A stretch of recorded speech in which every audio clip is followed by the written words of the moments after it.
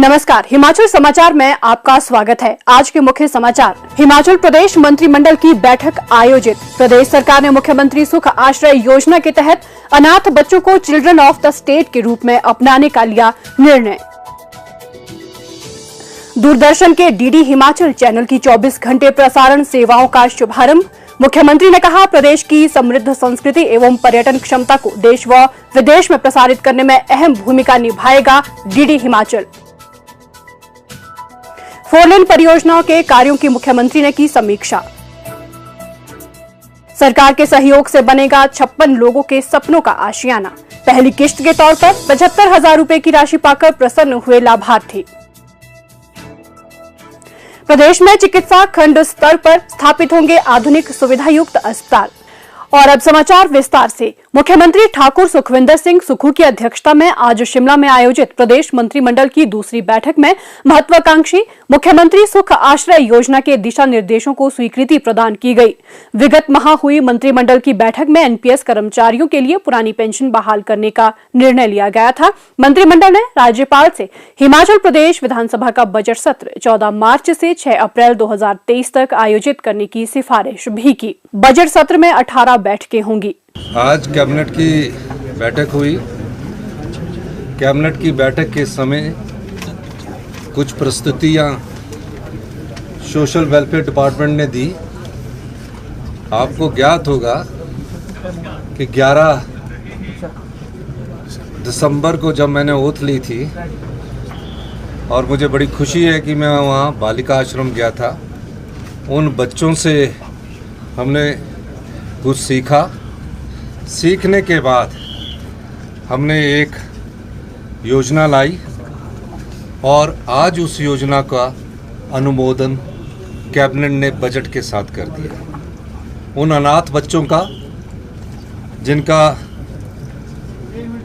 इस समाज में ना माता है ना पिता है, हमने कहा कि सरकार ही उनकी माता है, सरकार ही उनकी पिता है।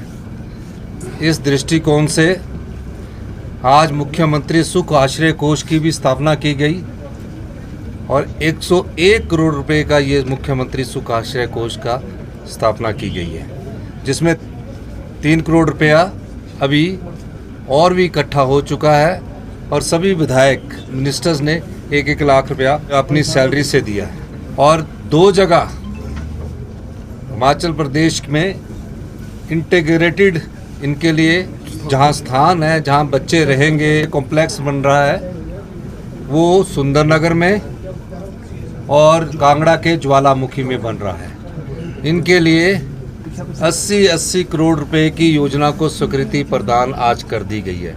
यानी कि बच्चों के रहने के लिए क्यूबिकल रूम होंगे। जैसा चीफ मिनिस्टर का ऑफिस है, उस तरह की सुविधा आने वाले 1 वर्षों में इन 2 संस्थानों पर देखेंगे।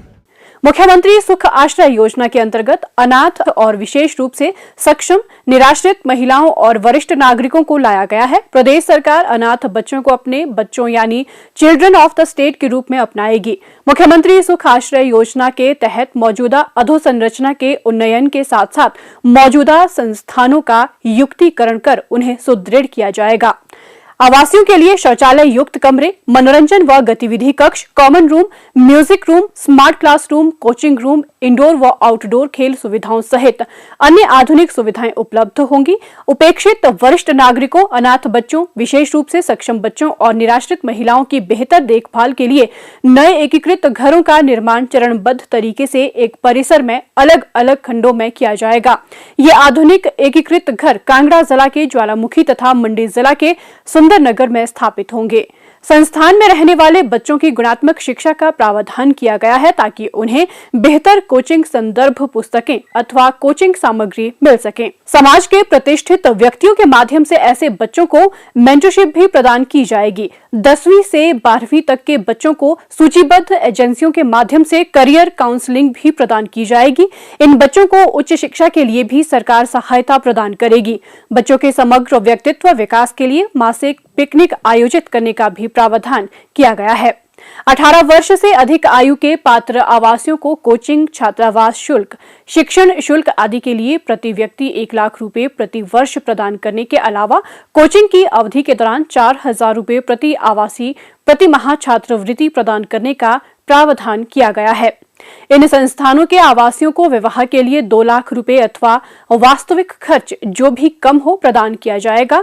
संस्थानों में रहने वाले प्रत्येक बच्चे निराश्रित महिलाओं का आवर्ती जमा खाता खोला जाएगा, जिसमें सरकार द्वारा 0 से 14 वर्ष की आयु के बच्चों को 1,000 रुपए प्रति बच्चा प्रति माह, 15 से 18 वर्ष आयु के बच्चों व एकल महिलाओं को 2,500 रुपए प्रति माह की सहायता राशि दी जाएगी।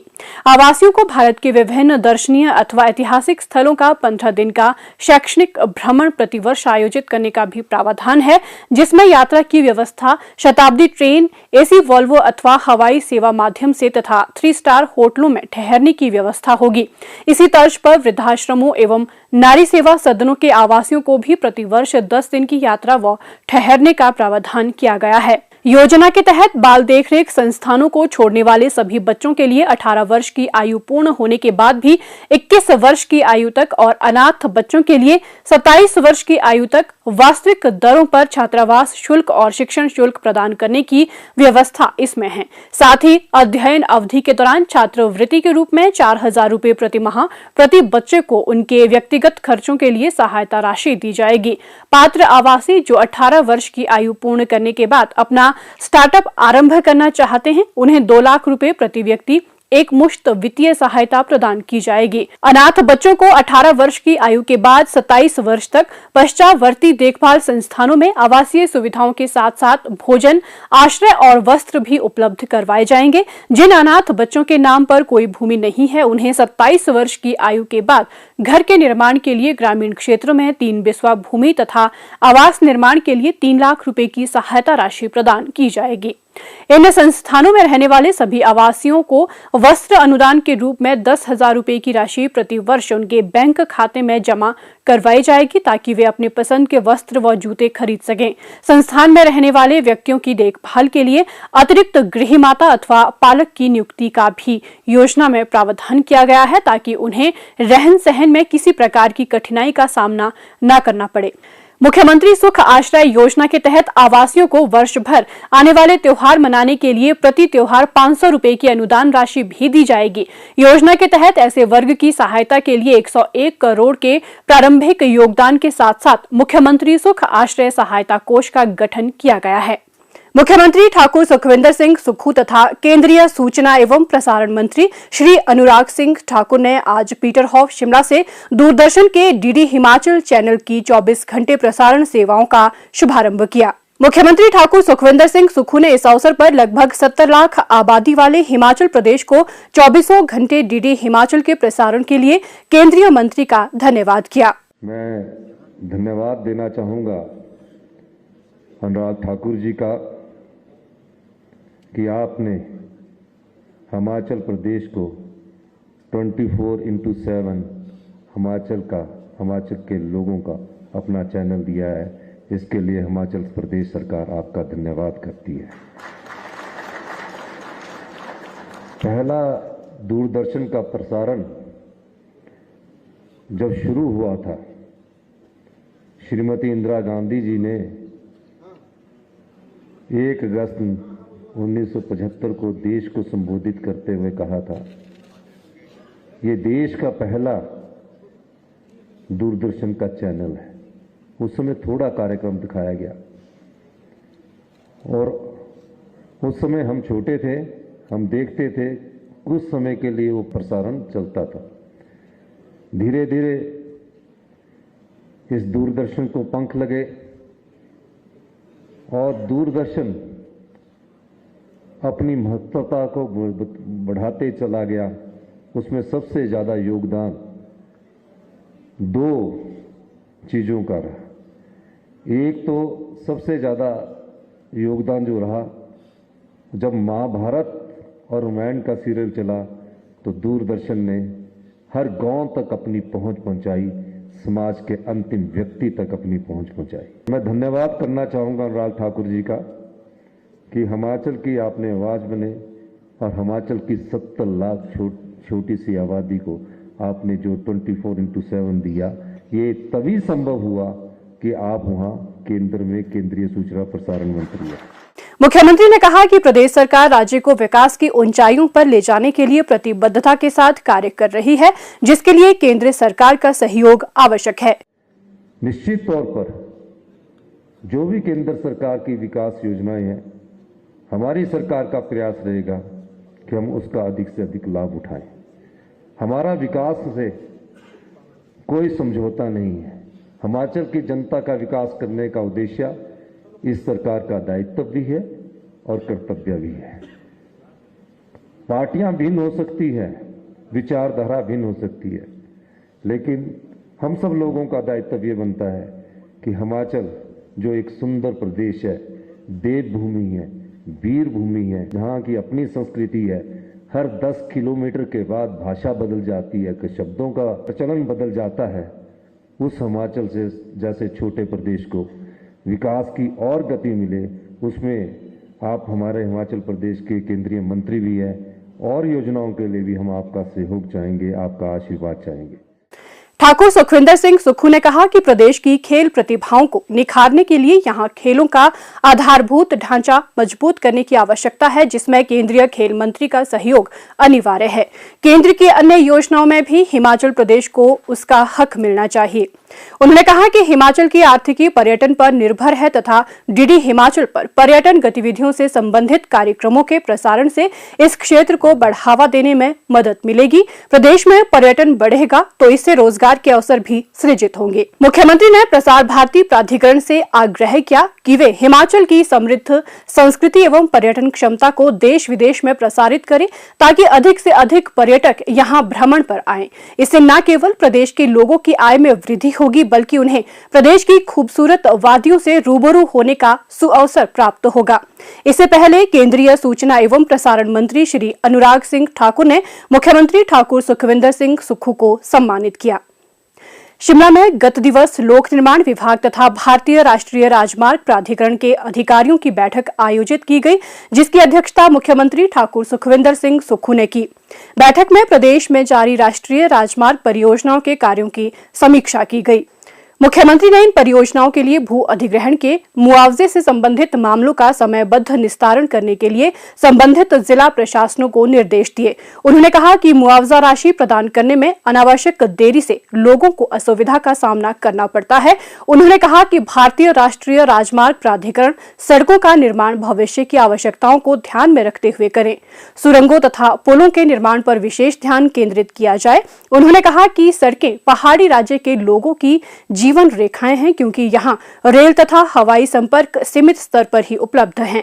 ऐसे में प्रदेश सरकार यात्रियों को विश्व स्तरीय सड़क ढांचा उपलब्ध करवाने की दिशा में कार्य कर रही है।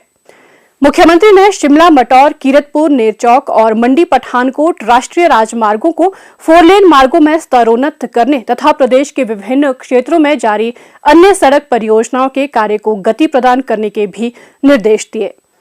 प्रदेश सरकार निराश्रित, वंचित और गरीब लोगों के कल्याण पर विशेष ध्यान केंद्रित कर रही है। प्रदेश में जरूरतमंदों को आवास की सुविधा प्रदान करने के लिए संचालित की जा रही योजनाओं का समयबद्ध कार्यान्वयन सुनिश्चित किया गया है। कल्याण विभाग की ओर से चलाई जा रही स्वर्ण जयंती आश्रय योजना के अंतर्गत पात्र लाभार्थियों को आवास के लिए धनराशि उपलब्ध करवाई जा रही है। कुल्लू जिला के आनी विधानसभा क्षेत्र में इस योजना के तहत 56 लाभार्थियों को भवन निर्माण के लिए हाल ही में पहली किश्त जारी की गई। पात्र लाभार्थियों को इसके अंतर्गत 75,000 रुपए के भुगतान पत्र प्रदान किए गए। अनुसूचित जाति से संबंध रखने वाले इन सभी लाभार्थियों को योजना के अंतर्गत 1,50,000 रुपए की कुल सहायता राशि प्रदान की जाएगी।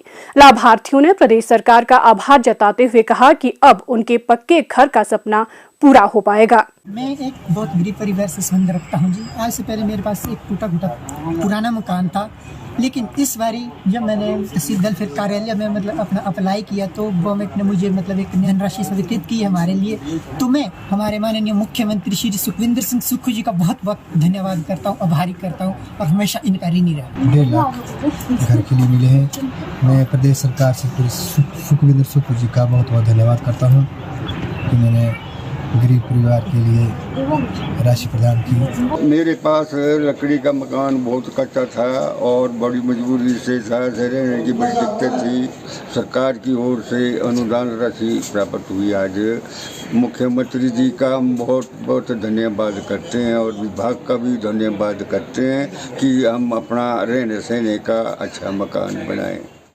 स्वर्ण जयंती आश्रय योजना का उद्देश्य आवासहीन पात्र परिवारों को मकान निर्माण अथवा मुरम्मत के लिए वित्तीय सहायता उपलब्ध करवाना है। योजना के अंतर्गत अनुसूचित जाति, अनुसूचित जनजाति, अन्य पिछड़े वर्गों से संबंधित हिमाचल के ऐसे स्थायी निवासी पात्र हैं जिनके पास अपना मकान नहीं है। योजना का लाभ उठाने के लिए अभ्यर्थी की वार्षिक आय 35,000 रुपए से अधिक नहीं होनी चाहिए तथा उसके नाम राजस्व रिकॉर्ड में मकान निर्मित करने के लिए भूमि उपलब्ध होनी चाहिए।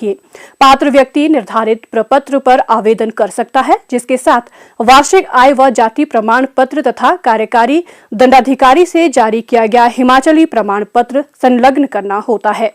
मकान के लिए प्रस्तावित भूमि की जमाबंदी नकल व ततीमा प्रस्तुत करना भी अनिवार्य है। इसके अतिरिक्त ग्राम सभा का प्रस्ताव भी संलग्न करना होता है।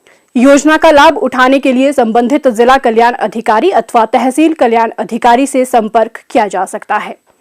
प्रदेश सरकार राज्य के लोगों को घर द्वार के समीप विश्व स्तरीय स्वास्थ्य देखभाल सुविधाएं प्रदान करेगी और प्रत्येक चिकित्सा खंड में आधुनिक तकनीक से युक्त अस्पताल स्थापित किए जाएंगे। मुख्यमंत्री ठाकुर सुखविंदर सिंह सुक्खू ने गत दिवस शिमला में स्वास्थ्य विभाग की समीक्षा बैठक की अध्यक्षता करते हुए ये बात कही। उन्होंने कहा कि इन अस्पतालों की क्षमता 50 से 100 बिस्तरों की होगी और इनमें विशेषज्ञ चिकित्सक, पर्याप्त पैरामेडिकल स्टाफ के साथ साथ डायग्नोस्टिक लैब उपलब्ध करवाई जाएंगी। खंड स्तरीय अस्पतालों के सुदृढ़ीकरण से मरीजों को विशेषज्ञ चिकित्सा सुविधाएं उपलब्ध करवाने में मदद मिलेगी। मुख्यमंत्री ने कहा कि चिकित्सा महाविद्यालयों के साथ साथ धर्मशाला, किन्नौर, बिलासपुर, ऊना, सोलन, मनाली, मंडी और कुल्लू अस्पतालों में 50 बिस्तर क्षमता के क्रिटिकल केयर ब्लॉक स्थापित किए जाएंगे। मरीजों को बेहतरीन आपातकालीन सुविधाएं प्रदान करने के लिए यहां विशेषज्ञ चिकित्सकों के साथ पर्याप्त स्टाफ तैनात किया जाएगा। मुख्यमंत्री ने कहा कि हमीरपुर, टांडा, आईजीएमसी शिमला, चिकित्सा महाविद्यालयों और अति विशिष्ट चिकित्सा संस्थान चमियाना में 5 विशेषज्ञ रोबोटिक शल्य चिकित्सा सुविधाएं शुरू की जाएंगी। पहले चरण में चंबा, नाहन और नेरचौक चिकित्सा महाविद्यालयों में एक रोबोटिक शल्य चिकित्सा की सुविधा उपलब्ध होगी। आधुनिक तकनीक युक्त स्वास्थ्य देखभाल सुविधा उपलब्ध करवाने के लिए 5G तकनीक का उपयोग किया जाएगा। उन्होंने कहा कि चिकित्सकों की देश के प्रमुख स्वास्थ्य देखभाल संस्थानों में एक्सपोजर विजिट भी आयोजित की जाएगी ताकि वे इन संस्थानों के विशेषज्ञ चिकित्सकों के साथ ज्ञान साझा कर सके। और अब प्रदेश के मौसम पर एक नजर।